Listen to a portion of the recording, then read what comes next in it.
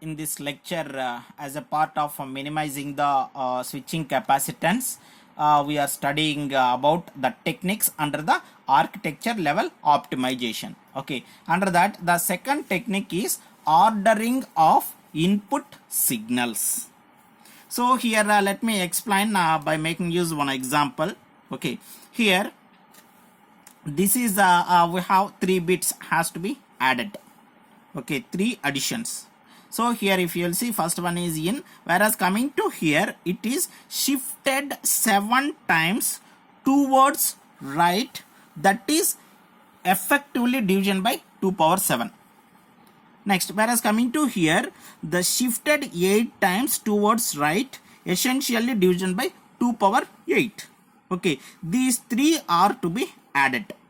So here adding a large number, this is large number with smaller numbers, adding the large number with smaller numbers. Okay, so here if you will see, here we have two types, means two types we can make use. Okay, so first what we will do is let me commit as the sum 1. Okay, in case of sum 1 I am going to be adding this large number along with this small number. Okay, next in case of sum 2, this sum 1 already I have, so I am going to be making use sum 1 and it is going to be added with the very small number. Okay, next the same thing I can add, okay, in another way. Okay, this is small number, this is small number. As usual the small numbers are going to be added with each other and that sum is going to be added with the high number. Okay, it is, so this I have two types of adding.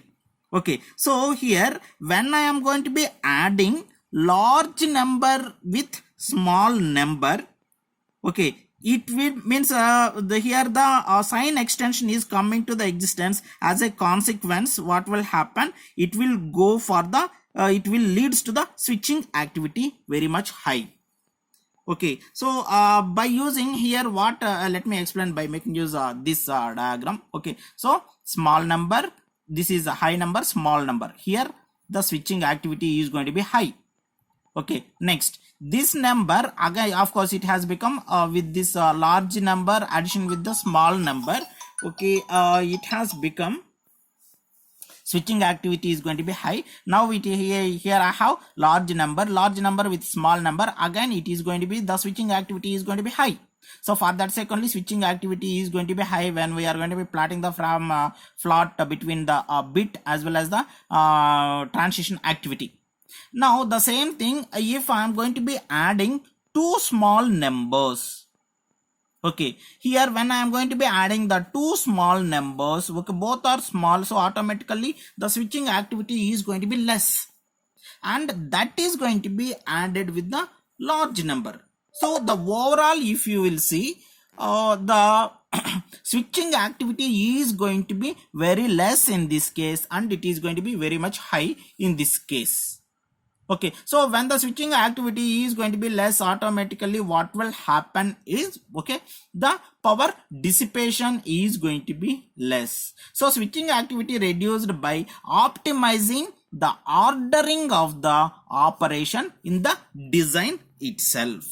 So that is how we can do this ordering technique. Okay, now we will move to the next one, that is optimizing resource utilization. Means the resources itself we are going to be utilized, okay, in 100% effective manner. Means we are going to be optimizing the resource utilization. So here let me consider that I have a microprocessor and of course it is going to be connected with some memory. Okay, of course here I have an address bar. Okay, this is my address bus, this is my both address and data bus. Okay, so here what will happen, of course it is going to be enabled, it is going to be enabled by making use this enable pin. When here when I am going to be making use this address and data bus, okay, of course it is going to be just like something like muxing. Okay, so the number of pins are going to be reduced, means it will act for both the address as well as the data. So automatically what will happen because of this muxing, okay, the number of pins are going to be reduced. For that sake only, if you will see in case of 8085, we will have only 40 in number. Okay, now we will explain the same thing by making use of, but here what will happen, we are using same bus for two different data in two different timings.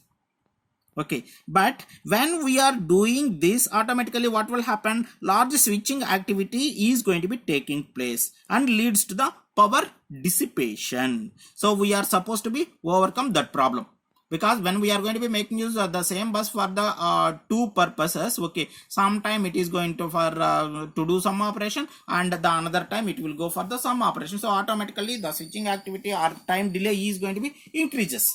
So to overcome that problem, here we are going to be making use, okay, the another one, okay, that is fully parallel architecture form.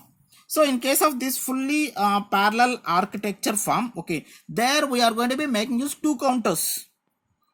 Okay, so when these two counters are going to be not going to be, let me consider this counter is doing one operation, okay, counting something, okay, and this counter is going to be counting which is not related to this. These two are going to be counting, okay, the two different values. Okay, so at that time what will happen, we can share the bus. Okay, these two counters are, they are not at all correlated in case of the counting. One is counting something and another one is counting something. So we can use shared bus to reduce the capacitance. Okay, so even though here the switching activity is going to be increases, because of that capacitance value we can reduce it.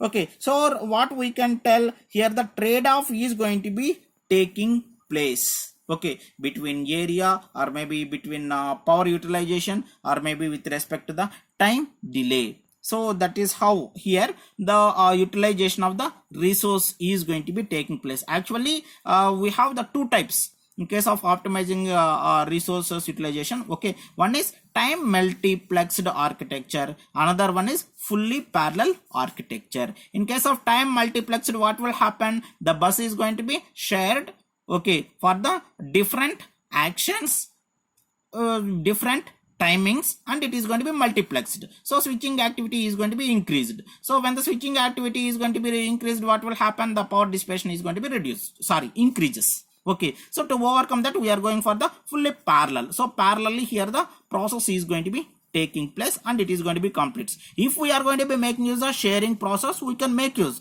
but here what will happen is the switching activity is going to be, means when we are going for the sharing, what will happen, again the switching activity is going to be increases. So we can overcome, but that switching activity is going to be is less when compared to this. Okay, so otherwise we can go for the individual parallel one. Thank you.